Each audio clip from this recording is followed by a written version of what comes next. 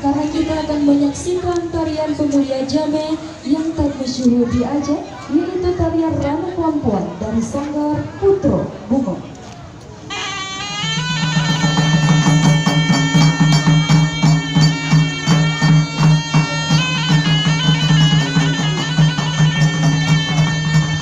Ranu Klampuan adalah kesenian tari yang berasal dari negara Aceh Darussalam.